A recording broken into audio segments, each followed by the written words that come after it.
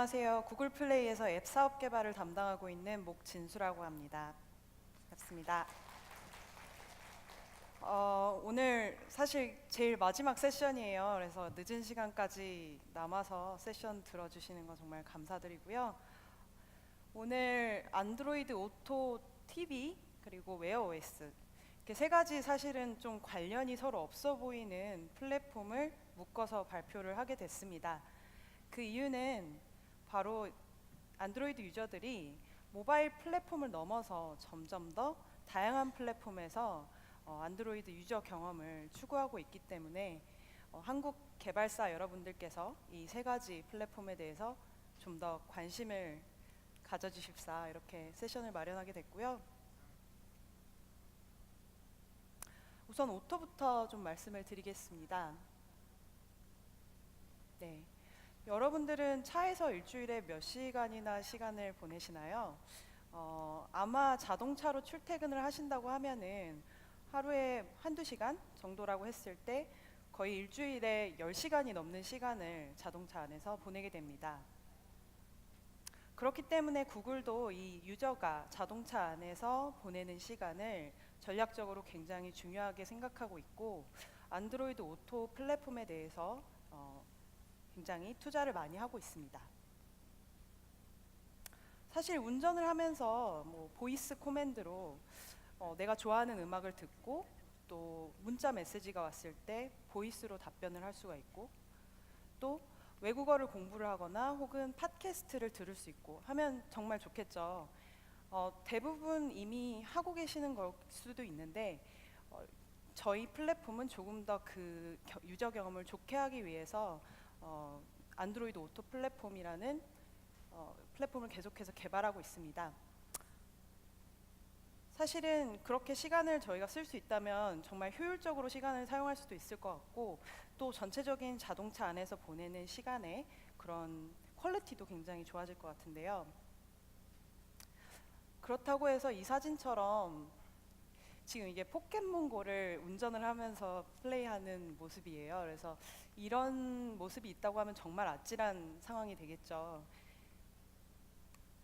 안드로이드 오토의 미션은 차 안에서 안전한 운전을 보존하면서 플랫폼 간의 경계가 없이 잘 이어지는 유저 경험을 선사하는 것입니다. 말씀드린 것처럼 오토는 안전을 가장 중요한 요소로 보고 또 안전한 운전 자체를 해치지 않으면서 여러 가지 미디어 콘텐츠 소비라든가 서비스 경험이 가능한 그런 플랫폼을 구현하는데 그 방점을 두고 있습니다. 지금 보시는 이 화면이 자동차 안에 있는 헤드셋 유닛입니다. 안드로이드 오토 유저는 운전을 하면서 내비게이션이나 콘텐츠를 좀 더 잘 볼 수 있도록 이렇게 차 안에서의 그 UX UI를 최적화해 놓은 거라고 보시면 되는데요.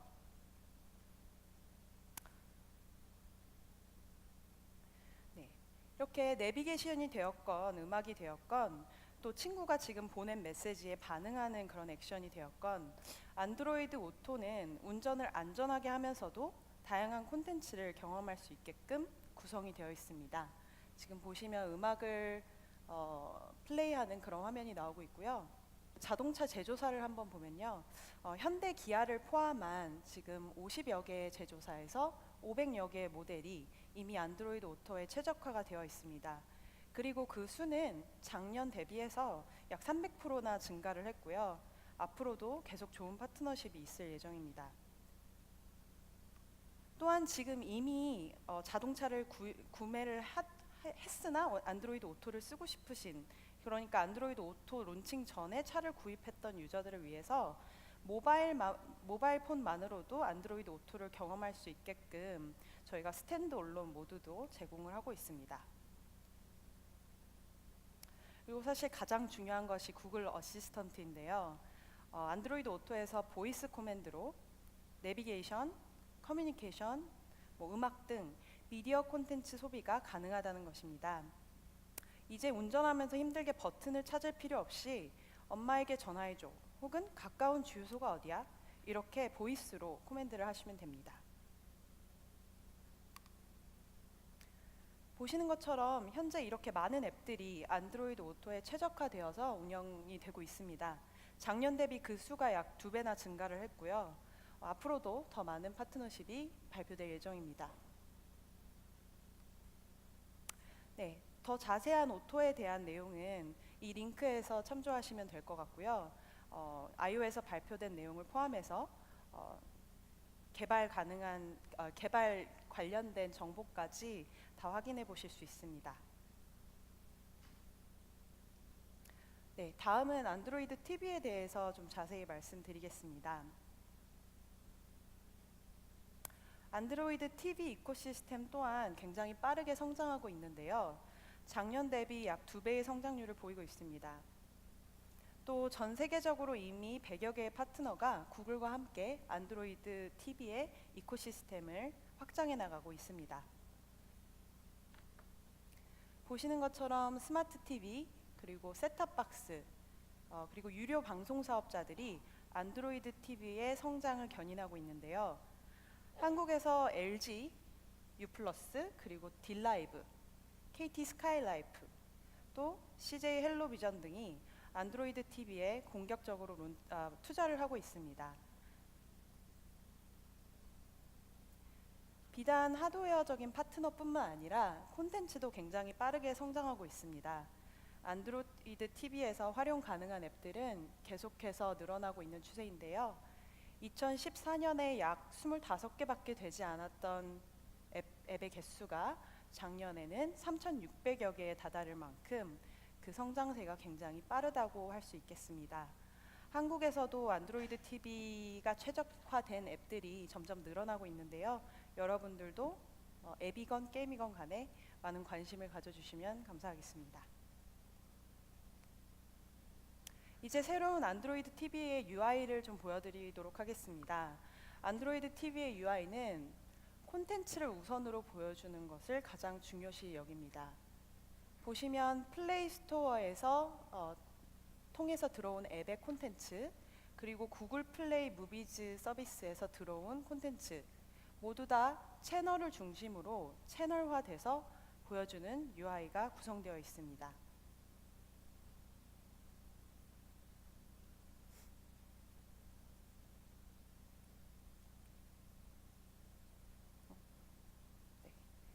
또한 비디오 프리뷰를 통해서 단순 썸네일이 아니라 그 비디오를 클릭하면 어떤 콘텐츠가 나올지에 대해서 조금 더 효율적으로 보여주는 방식을 채택하고 있습니다.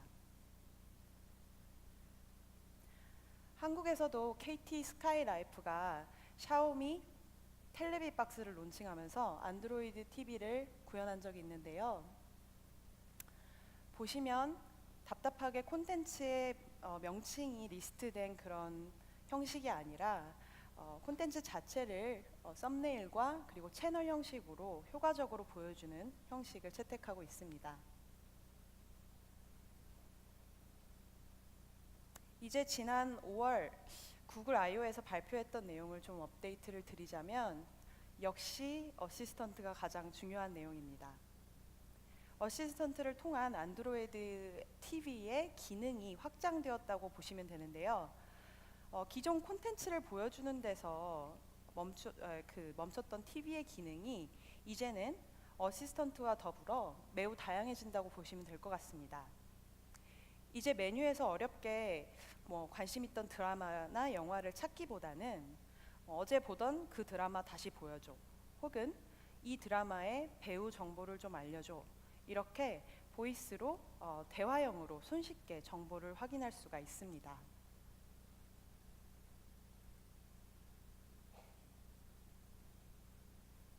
네, 다음은 비디오를 좀 보여드리면서 안드로이드 TV가 어떤 형식으로 구현이 가능한지를 좀 보여드리도록 하겠습니다. 비디오 틀어주시겠어요?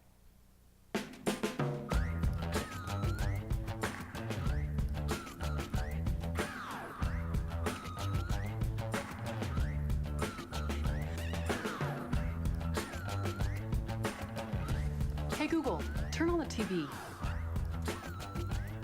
Hey Google, play the Clemson football game on ESPN. Okay, what's it called again? Curiosity? Opportunity? Hey Google, what's the new Star Trek show? Here is some information about Star Trek Discovery. Discovery. Hey Google, show me potato battery videos on YouTube Kids. All right, here's potato battery videos on YouTube Kids.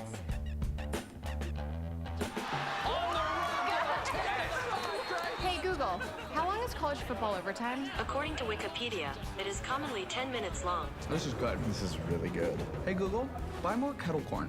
Here's what I found on Google Express. I meant the show. I know. Hold up. Hey Google, dim the lights, turn off the TV, and play some music on Pandora.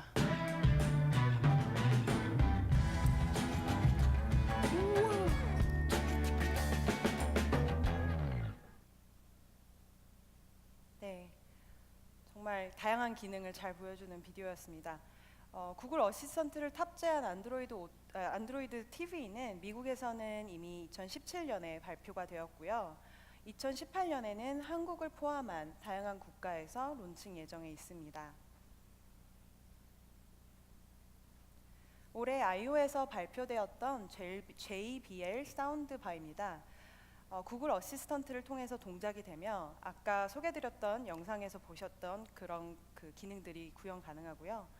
올해 안에 론칭 예정이니 여러분들께서 계속해서 주목해서 봐주시면 감사드리겠습니다.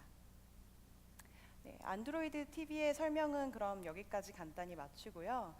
다음 세션에는 안드로이드 웨어에 대해서 구글 양찬석 매니저님께서 발표해 주시겠습니다.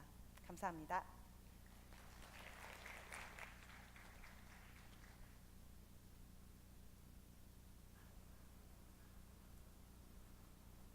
네, 안녕하세요. 구글에서 이제 파트너 기술 지원을 담당하고 있는 양찬석입니다. 저는 오늘 여러분들께 그 안드로이드 웨어 OS 관련돼서 간단한 어떤 업데이트들이 있었는지 간단히 정리해서 말씀드리려고 합니다. 네, 안드로이드 웨어가 이제 처음 출시된 지 벌써 4년이 지났어요. 그래서 전 4년이 지났고 그 당시에 뭐 다양한 뭐 LG에서도 이제 웨어 디바이스들 만들고 여러 가지 시도들이 있었지만 뭐 아주 성공적이었다고 할 수는 없습니다. 그래서 많은 분들이 사실 안드로이드 웨어라는 것을 좀 이렇게 잊고 사셨을 수가 있어요. 하지만 저희 구글은 굉장히 꾸준하게 이 웨어러블 디바이스에 계속 투자를 하고 있었고요. 그래서 작년 같은 경우 좀 말씀드리면요, 저희가 70개 정도의 디바이스가 새롭게 출시가 됐었습니다. 그래서 작년 같은 경우에 보면요, 26개의 시계가 이제 출시가 되었고요. 현재 시장에서 사용하실 수 있는 안드로이드 웨어 디바이스가 70개가 넘어요. 그래서 그다음에 특히나 또 굉장히 특이한 점 하나는 그 안드로이드 웨어 디바이스를 사용하는 유저들의 수가, 그러니까 iOS 상에서 안드로이드 디바이스를 사용하는 유저들의 수가 계속해서 꾸준하게 증가하고 있고요. 마찬가지로 그 요즘 새롭게 안드로이드 웨어 디바이스를 사용하는 사용자들 중에 3분의 1이 iOS 유저로 이제 나타나고 있습니다. 그래서 이런 것들을 봤을 때 저희가 가장 먼저 생각한 게 있죠. 뭐냐면은 더 이상 안드로이드 웨어라는 이름을 쓰면 안 되겠구나. 그래서 저희가 이제 이름을 바꿨습니다. 가장 먼저 저희가 이제 기존에 이 웨어러블 디바이스를 위한 어떤 OS를 저희가 만들었는데 이게 안드로이드 기반으로 만들어져 있긴 하지만 안드로이드 웨어라고 하면은 마치 안드로이드 디바이스 유저들만 사용하는 어떤 웨어 OS 같잖아요. 근데 그게 아니라 이게 안드로이드 기반으로 만들어져 있을 뿐이지 웨어러블 디바이스를 위한 OS이고 누구나 사용할 수 있는 어떤 그 웨어러블 디바이스를 위한 OS다라는 점에서 저희가 이름을 바꿔서 웨어 OS by 구글이라고 새롭게 리브랜딩을 했습니다.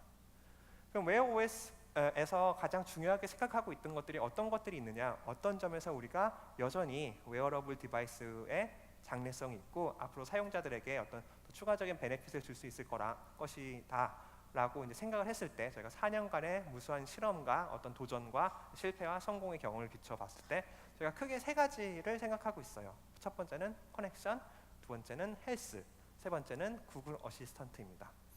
커넥션은 간단히 말씀드리면요, 사용자에게 필요한 정보를 한눈에 쉽게 굳이 내가 폰을 꺼내지 않고도 바로 알 수 있게 해주자는 거예요. 예를 들자면 뭐 노티피케이션이 왔거나 아니면 폰 콜이 왔을 때 그걸 내가 굳이 전화기를 가방에 있는 전화기를 꺼내서 확인하지 않고도 단순히 내 그 손목에 차고 있는 시계를 확인함으로써 바로 알 수 있도록 해주는 게 사용자에게 큰 베네핏을 줄 수 있다라는 점이고요. 두 번째는 이제 헬스 관련된 여러 가지 기능들과 프로덕트들이 있는데 그런 헬스 관련된 기능들은 언제나 그 웨어러블 디바이스와 잘 맞는 부분이 있다. 그래서 헬스 관련돼서 더욱더 갈수록 더 좋은 기능을 제공하면은 충분히 사용자들이 웨어러블 디바이스를 스마트 웨어러블 디바이스를 선택할 수 있는 그런 좋은 이유를 제공해 줄 수 있겠다라는 점이 있고요. 마지막으로 이제 저희 이제 구글 어시스턴트 기능을 이용하면은 지금까지 웨어러블 디바이스, 그러니까 지금까지 그 안드로이드 웨어에서 제공했던 기능을 뛰어넘어서 웨어 OS 상에서는 더욱 다양한 기능을 사용자에게 제공할 수가 있고 더 다양한 경험과 더 사용자들의 어떤 요구를 더 적극적으로 해결해 줄 수 있는 그런 여러 가지 좋은 기회가 열릴 수 있지 않을까라는 기대를 갖고 있습니다. 각각에 대해서 조금 더 자세히 말씀드리면요. 커넥션 같은 경우에는 말씀드렸던 것처럼 아주 간단하게 중요한 정보를 확인할 수 있는 거예요. 가장 한눈에 내가 폰을 꺼내지 않고도 중요한 정보를 확인할 수 있는 거고, 이를 위해서 크게 두 가지 정도의 업데이트가 있었습니다. 첫 번째는 이제 단순한 거예요. 어떤 색깔이나 테마를 쓰임을 조정해갖고 여러 가지 뭐 노티피케이션이나 뭐 알림 등이 있을 때 그 정보를 사용자가 더 쉽게 확인할 수 있도록 뭐 색깔을 좀 백그라운드 컬러를 좀 톤 다운하고 글씨를 좀 더 선명하게, 텍스트는 폰트는 좀 더 크게 뭐 이런 식으로 이제 저희가 개선했다, UI적으로 개선했다라는 점이 한 가지 있고요.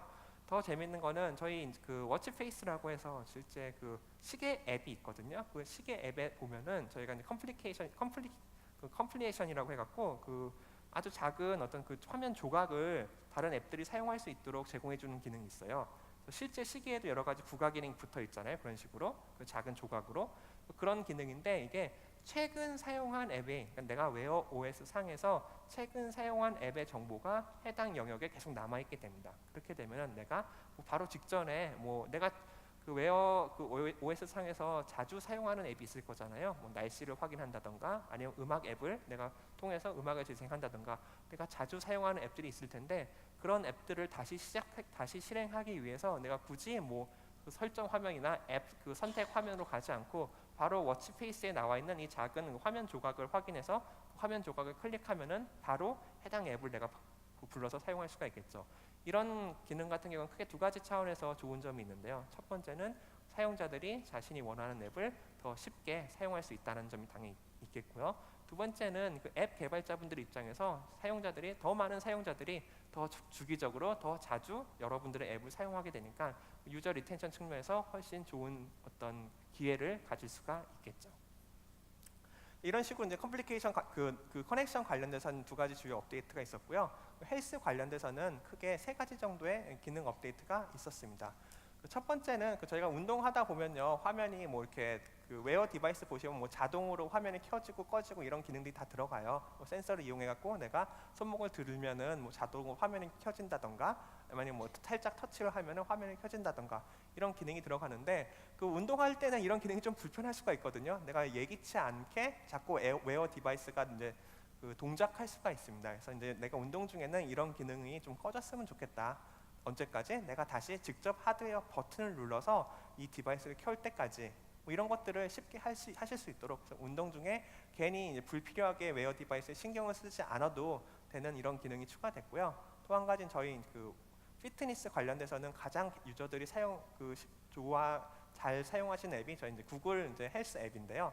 그 해당 앱에서 음악 재생 기능을 활용할 수 있도록 바로 미디어 세션 기능을 통해서 그 구글 그 헬스 앱에서 바로 음악을 재생하거나 플레이할 수 있도록, 컨트롤할 수 있도록 기능을 제공하도록 추가되었습니다. 마지막으로 이제 가장 그 뜨거운 그 헬스 관련돼서 그 웨어러블 디바이스 상에서 가장 뜨거운 어떤 그 가장 이제 각광받고 있는 기능은 바로 이 어떤 심박 이런 센서 같은 것들, 결국 이제 생체 센싱 관련된 내용인데요. 이런 것들을 더 잘 센싱할 수 있고 더 다양한 센서를 지원하고 그 측정된 센서 데이터를 더 일목요연하게 표시해 줄 수 있도록 관련돼서 기능이 계속해서 업데이트되고 있습니다.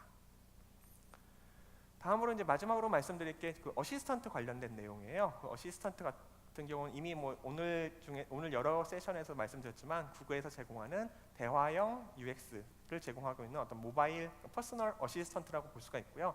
내가 원하는 모든 것을 대화형 UX를 통해서 얻을 수 있는 거죠.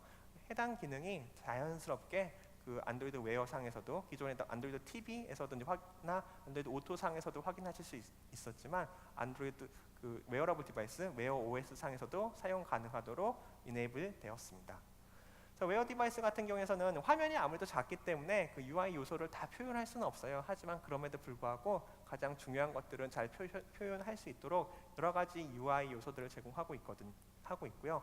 기본적으로 스마트폰 상에서도 구글 어시스턴트를 활용하시면은 여러 가지 UI 요소들을 사용하실 수가 있어요. 뭐 예를 들면은 뭐 카드라던가 뭐 캐러셀이라던가 리스트 같은 것들을 활용하실 수가 있는데 이런 것들을 웨어 OS 상에서도 마찬가지로 활용하실 수가 있습니다. 또 한 가지 여기서 보시면요, 이게 지금 그 베이 트레인이라는 위에 이제 작은 로고가 보이실 건데요.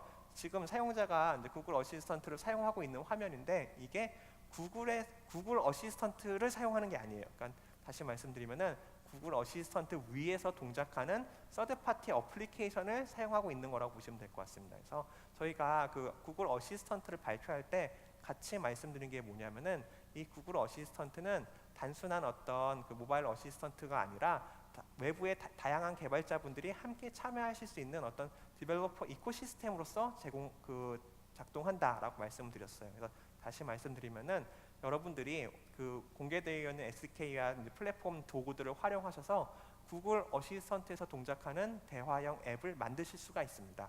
그런 것들을 위해서 저희가 액션스 온 구글이라는 플랫폼을 제공하고 있고요.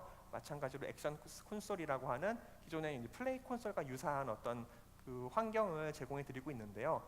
이런 환경을 통해서 여러분들이 만드신 어시스턴트 앱이 실제로 스마트폰이나 구글 홈 아니면 같은 뭐 AI 스피커 등에서 동작하는 건 물론이고 그 외에 저희가 오늘 말씀드린 그 웨어 OS 디바이스 상이라던가 안드로이드 TV, 안드로이드 오토 상에서도 동작할 수 있게 돼요. 그래서 지금 보시는 거는 그 베이 트레인스라는 저희가 그 샘플로 만들어 놓은 서드 파티 앱이 구글 어시스턴트 상에서 동작하는데 그게 웨어 OS 기반에서 동작하는 것을 보여드리는 어떤 아주 간단한 샘플이라고 보시면 될 것 같습니다.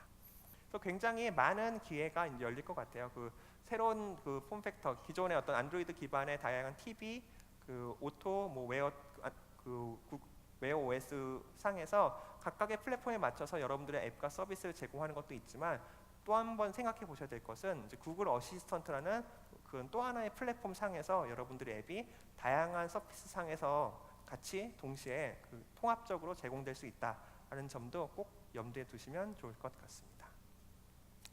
뭐 다음으로 이런 식에서 말씀드린 건 이런 식이에요. 그래서 폰에서는 저런 식으로 화면이 보이게 되고요. 저기서 나온 것은 이제 카드 형태의 UI를 안드로이드 폰에서 구글 어시스턴트 상에서 여러분들이 구현했을 때 어떤 식으로 보여질 것인가라는 거고요. 이게 웨어 OS 디바이스 상으로 오면은 저런 식으로 그 웨어 OS 상에서 이제 약간 맞춰서 변형되어서 이제 표시가 되게 됩니다. 여기서 중요한 게 뭐냐면요. 실제로 이제 개발하시는 입장에서는 아주 100% 동일한 코드를 사용하신다는 거예요. 그래서 뭐 실제 코드를 설명드리려고 하는 건 아니고요. 저런 식으로 코드를 작성하시면은 해당 내용이 다양한 폼팩터의 상에서, 그러니까 웨어 OS, 안드로이드 스마트폰, 안드로이드 TV, 뭐 그 안드로이드 오토 상에서 동일하게 그 최종 결과물은 약간 다르지만 기능상으로는 동일하게 동작할 수 있게 됩니다. 네, 그래서 그 다음에 저희가 사용자 입장에서 더 큰 혜택을 받을 수 볼 것이라고 저희가 기대하는 점은요. 안드로이드 구글 어시스턴트를 사용하시면서 가장 많은 사용자들이 사용하시는 게 아주 간단한 질문들을 하는 거예요. 뭐 오늘 날씨가 어때? 아니면 뭐 오늘 지금 시간은 몇 시야? 오늘 무슨 요일이야? 이런 간단한 질문들을 하시게 되는데요. 저희가 구글 어시스턴트가 웨어 OS에 탑재되게 되면은 이러한 사용자들의 매일매일 겪게 되는 질문들이나 이런 것들을 굉장히 쉽게 답변해 줄 수가 있겠죠. 그리고 사용자들에게 그 이후에 어떤 일들을 더 할 수 있을지에 대해서 저희가 역으로 제안을 할 수 있게 됩니다. 예를 들자면은 오늘 날씨가 어때? 라고 사용자가 말을 하면은 그 질문에 대한 대답으로 오늘은 날씨가 너무 햇빛이 세서 선글라스가 필요할 것 같아 라고 한 다음에 그 다음에 어떤 팔로우업 액션으로서 저희가 사용자에게 어떤 제안을 할 수가 있을 거예요. 다음 날 이번 주 주말 날씨는 확인해 보면 어떨까? 아니면 이런 식으로, 아니면은 선글라스는 이런 것들이 좋은데 어때? 넌 어떻게 생각해? 뭐 이런 식으로 구글 어시스턴트가 사용자에게 직접 역 제안을 할 수가 있을 텐데 이런 기회 자체가 여러분들의 앱이나 서비스를 다시 한번 사용자에게 다가갈 수 있도록 해주는 좋은 어떤 또 하나의 채널이 될 수 있지 않을까라고 저희는 기대를 하고 있습니다. 결국 구글 어시스턴트를 통해 갖고 이런 다양한 플랫폼들 간에 시너지가 날 수 있지 않을까라고 저희는 기대를 하고 있어요. 네, 그 쭉 이제 그 웨어 OS에서 중요하게 생각되는 어떤 기능들에 대해서 말씀드렸는데요. 그 마지막으로 말씀드려야 될 게 하나 더 있어요. 그러니까 뭐 하나 더 있긴 한데, 네, 뭐냐면은 그 결국 웨어 OS의 승패를 가르는 여러 가지 요인 중 하나는 물론 이제 디자인이 있겠지만 그것보다도 그 배터리가 얼마나 오래 가느냐도 굉장히 그 웨어 OS의 성공 여부를 가늠하게 되는 중요한 어떤 요인이 될 텐데요. 이 부분에 대해서 저희가 계속해서 노력하고 있지만 그 웨어 OS라고 저희가 리브랜딩을 하면서 이 배터리를 조금 더 효율적으로 사용할 수 있도록 더 많은 노력을 기울이고 있습니다. 그래서 저희가 평균적으로 생각했을 때 그 웨어러블 디바이스가 갖고 있는 배터리의 양은 10%, 그러니까 일반적인 폰의 10분의 1 수준이라고 저희는 생각하고 있어요. 이런 상황에서도 저렇게 다양한 기능을 제공하면서 사용자에게 충분히 긴 어떤 라이프 타임을 제공하기 위해서 많은 노력을 하고 있습니다. 뭐 아주 자세하게 말씀드리지는 않을 텐데요. 아주 간단하게 말씀드리면은 이런 그 배터리 성능을 향상시키기 위해서 저희가 머신러닝의 힘을 빌리려고 해요. 그래서 아주 간단히 말씀드려서 뭐 어떤 거냐면은 사용자가 자주 사용할 것 같은 앱이 있고 그렇지 않은 앱이 있잖아요. 그래서 안드로이드 그 P상에서는 이제 그런 앱들을 저희가 앱 스탠바이 버켓이라는 분류로 나누게 되는데 저희 이제 머신러닝이 판단해서 사용자가 앞으로 자주 사용할 것 같은 앱인 경우에만 어떤 중요한 기능들을 할 수 있도록 저희가 권한을 부여하고요. 그렇지 않은 앱은 배터리를 사용하지 못하도록 저희가 제약을 걸게 됩니다. 이렇게 되면은 사용자가 어차피 사용하지 않을 앱이니까 그러니까 배터리 사용이 제한돼서 많은 기능을 수행하지 못한다 하더라도 사용자의 최종 사용 경험 입장에서는 별다른 차이를 느끼지 않을 수가 있겠죠. 그래서 저희가 앞서 이제 보여드렸던 표는 안드로이드 일반적인 스마트폰에서 적용되는 이제 제약 조건이고요. 그래서 그런 것들을 한층 더 강화해서 예를 들면 웨어 OS 상에서는 그러한 제약 조건이 더 심하게 더 이제 높은 수준으로 적용되도록 저희가 생각을 하고 있습니다. 이런 식으로 사용자의 사용 경험을 해치는 것은 최소화하면서도 웨어 디바이스의 배터리 사용량은 늘리기 위해서 머신러닝의 힘을 빌리려고 생각하고 있습니다. 그래서 저희가 계속 포그라운드에서 동작하는 앱에만 액티브 앱에만 여러 가지 권한을 드린다고 말씀드렸는데요. 그럼 웨어 디바이스 상에서 어떤 것들이 포그라운드 앱으로 간주가 되느냐라고 말씀드리면은 기본적으로 워치페이스 앱 같은 거 저희가 생각할 수가 있겠고요. 왜냐하면 사용자가 현재 사용하고 있는 앱도 당연히 포그라운드 앱이 되겠죠. 그 외에 워치페이스에 보시면 아까 제가 말씀드렸던 것처럼 추가적인 정보를 표시할 수 있는 이런 공간들이 있는데요. 해당 영역에 이제 데이터를 제공하고 있는 앱들도 저희가 이제 포그라운드 앱으로 생각을 하고 있고요. 그 다음에 음악 재생 등의 이유를 통해서 실제적으로 포그라운드 서비스를 돌리고 있는 경우에는 해당 앱도 해당 서비스도 포그라운드 앱이라고 간주를 합니다. 그래서 웨어 디바이스 상에서는 이러한 일들을 하는 앱만 배터리를 좀 쓸 수 있고 나머지 앱들이 배터리를 사용하는 것은 아주 극도로 제한될 거라고 생각을 하시면 될 것 같아요. 그 외에도 사용자가 정말 필요한 경우에는 배터리 사용을 더욱더 아낄 수 있도록 인핸스된 어떤 더 향상된 배터리 세이버 모드를 추가로 제공할 예정이고요. 거기에 더 나아가서 여러 가지들이 있고요. 거기에 더 나아가서 실제로 테마 자체도 스팀 자체도 이제 컬러 자체도 배터리를 조금이라도 덜 사용할 수 있도록 블랙 테마로 블랙 빔이 적용이 됐습니다. 기존에 이제 안드로이드 웨어 경우에는 검은색이라고 해도 사실 검은색보다는 약간 진한 회색을 사용했다고 한다면 안드로이드 P부터 그러니까 웨어 OS by 구글 버전부터는 아예 정말 검은색을 쓰고 있어요. 그래서 배터리 LCD나 기타 다른 이제 디스플레이의 전원을 최소한도로 사용하기 위해서 이런 여러 가지 차원에서 여러 가지 레벨에서 배터리를 절약하기 위한 많은 노력들이 이루어지고 있다. 그다음에 이루어졌고 앞으로도 더욱더 이제 계속할 것이다라고 생각하시면 좋을 것 같습니다. 마지막으로 이건 그냥 재미삼아 말씀드리는 거예요. 뭐냐면은 웨어 OS의 가장 큰 특징이 뭐냐면은 개발자분들이 자신만의 어떤 워치페이스 시계 앱을 만들 수 있고 사용자들이 자기가 원하는 어떤 워치페이스 앱을 마켓에서 다운로드 받아서 설치할 수 있다는 거거든요. 네, 굉장히 이제 좋은 기능인데 문제가 뭐냐면은 이 워치페이스를 만드는 게 쉽지가 않았어요. 워치페이스를 만드는 게 개발자에게 굉장히 많은 일들이 있었는데 이런 것들을 굉장히 쉽게 만들 수 있도록 저희가 이제 코틀리라는 언어가 있는데 해당 언어에다가 도메인 스페시픽한 어떤 스펙을 정해서 아주 쉽게 워치페이스를 만들 수 있도록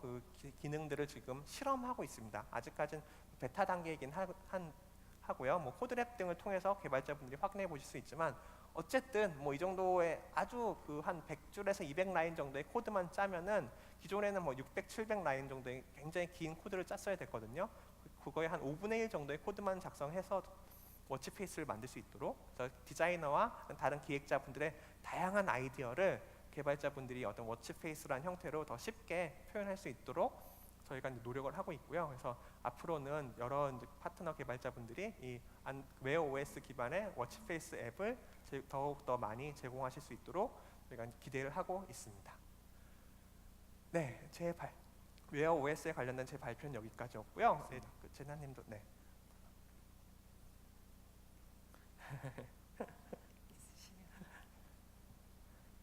네, 오늘 발표 들어주셔서 감사드립니다. 네, 네, 감사합니다. 감사합니다.